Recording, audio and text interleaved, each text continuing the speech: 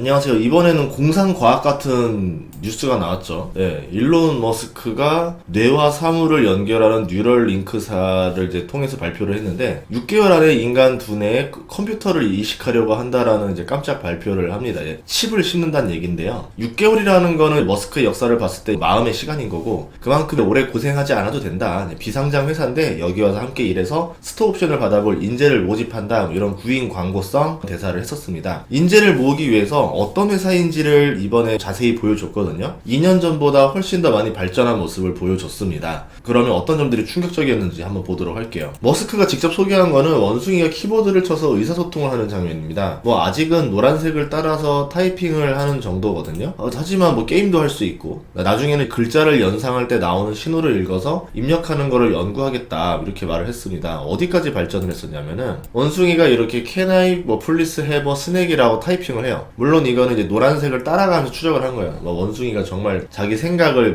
타이핑을 할 수 있는 건 아니고요. 이렇게 치고 나면은 스낵이라고 했으니까 스낵 메뉴를 줍니다. 그럼 원숭이가 원하는 스낵 메뉴를 터치하면은 포도를 찍었으니까 포도를 주고 포도를 받아 먹는 장면이 나왔다라는 거죠. 나의 생각을 사물로 표시할 수 있다라는 과정을 보여주기 위해서 나온 장면이었었는데요. 어쨌든 내 생각을 뇌파만으로 타이핑이 가능하다라고 하면은 전신마비 환자들이 의사표시가 가능하다는 뜻입니다. 거꾸로 컴퓨터로 지시된 내용을 뇌로 보내서 신체를 움직이게 할 수도 있지 않을까 그렇게 생각을 해봤습니다.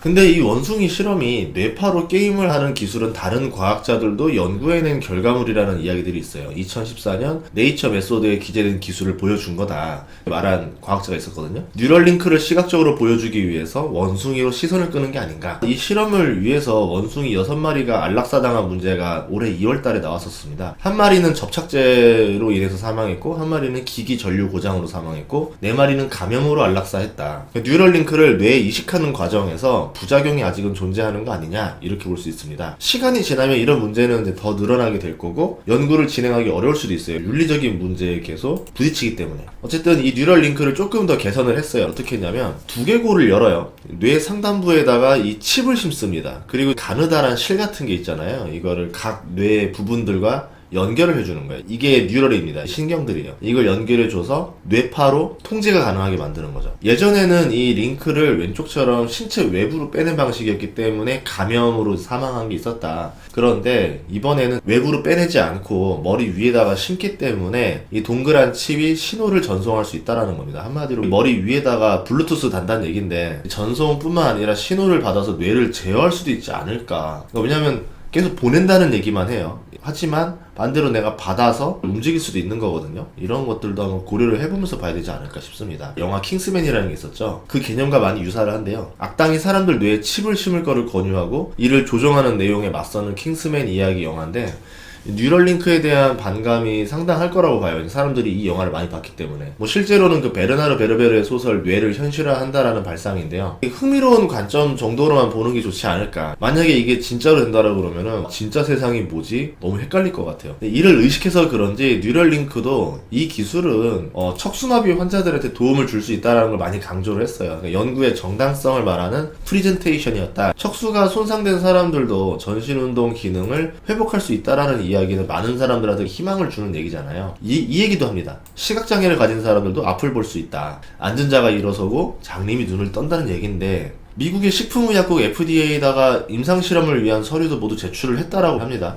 FDA가 승인을 하고 임상실험에 성공을 해서 이 기술이 의료기에서 활용이 된다라고 하면 좋겠지만 과거에 줄기세포로 상처를 받았던 사람들이 많이 있어요. 그렇기 때문에 이 부분에 대해서는 조심스럽게 접근할 필요가 있지 않을까 생각을 합니다. 머스크가 이 뉴럴링크를 만들어서 무엇에 쓰려는가가 제일 중요한 거예요. 본인이 말한 것 중에 가장 이상적인 목적을 초인지라 말을 했습니다. 초인지? 그러니까 의료계 다음으로 초인지 영역에서 활용이 될 거다라 말을 할 수 있는데 지금은 스마트폰으로 가전제품을 작동할 수 있죠. 자동차도 움직일 수 있죠. 그 다음은 스마트폰 없이 생각으로 사물을 움직이는 세상을 구현하려는 것 같습니다. 귀찮게 손가락을 움직여서 타이핑을 할 필요도 없고 마우스를 움직이지 않아도 돼요. 뇌파로 문서를 작성하고 게임을 하고 메신저를 보내는 일이 가능해집니다. 하지만 이 기능을 권력자가 가지게 되면 어떻게 될까요? 생각을 감시할 수 있겠죠? 상대의 신체에 자극을 주거나 통제를 할 수도 있을 겁니다. 스마트폰이 등장한 이후에 우리는 벌써 동선도 감시당하고 소비 내역도 감시당하고 있잖아요. 실험을 하나 해볼까요? 스마트폰을요 카페 테이블에다 올려두고 와플 이야기 이야기만 1시간 정도 해보세요. 그리고 저녁이나 다음날 되면은 구글 광고에서 와플 관련된 내용들이 막 뜹니다. 막 이 상품을 사보면 어떨까요? 막 쿠팡 관련도 다 바뀌어있고. 이렇게 스마트폰만으로도 감시를 많이 당하고 있는데 만약에 뉴럴링크를 박는다? 엄청난 통제 용도로 활용될 수가 있겠죠. 물론 대부분 국가에서는 그렇게 쓸 수 없을 겁니다. 하지만 예를 들어 시진핑이라던가 푸틴, 빈살만 같이 쿠데타가 두려운 절대 권력자들 입장에서는 이 뉴럴링크가 매우 괜찮은 제품이 된다는 거죠. 노벨은 광산의 인부들이 붕괴 사고로 사망하는 게 안타까워서 다이너마이트를 만들었어요. 사람의 목숨을 구할 수 있을 거라 생각했는데 권력자들은 그걸 가지고 사람들한테 던지면서 살상 무기로 활용했습니다. 이렇듯이 발명은 의도와 다르게 활용되는 경우가 있어서 조심해야 돼요. 머스크가 하는 일이 당장은 시너지가 없어 보이지만 시너지를 낼 가능성이 있다고 보거든요. 진짜 목표를 화성 이주라고 말했어요. 뭐 믿기지는 않겠지만 사업들은 이거와 연관이 없다고 볼 수 없습니다. 태양광이라던가 전기차, 우주선, 하이퍼루프, 트위터, 여기다가 생각으로 다 사물을 조절할 수 있는 뉴럴링크까지. 뉴럴링크가 실험에 성공하려면 많은 시간이 걸리겠지만 시중에 나온다라 그러면은 밟지 않은 면으로 악용될 가능성도 염두를 해둬야 된다. 중요한 거는 머스크가 이걸 알고 하는 거냐 모르고 하는 거냐라는 거죠. 알면서 모르는 척하고 개발하지는 않았으면 좋겠습니다. 뉴럴링크에 대해서 하고 싶은 말도 많고 조금 더 앞서 나가는 생각들도 많은데 그래도 객관적인 근거를 토대로 말을 드려야 될 것 같아서 이 정도 선에서만 이야기를 하도록 하고요. 여러분들도 뉴스에서 봤을 때 아니면 뭐 프레젠테이션 발표에서 했을 때